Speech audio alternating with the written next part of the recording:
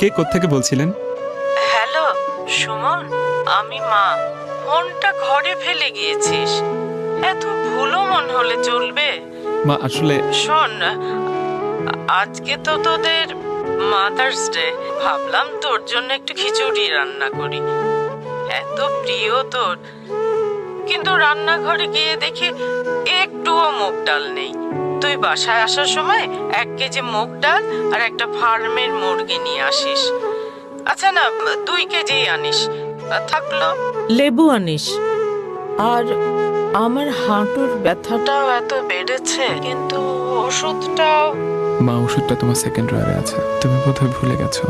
আর বাইরে খেয়ে আসিস না, তাড়াতাড়ি বাসায় ফিরিস। আচ্ছা তুই কাজ কর, রাখি রে। আসবো মা।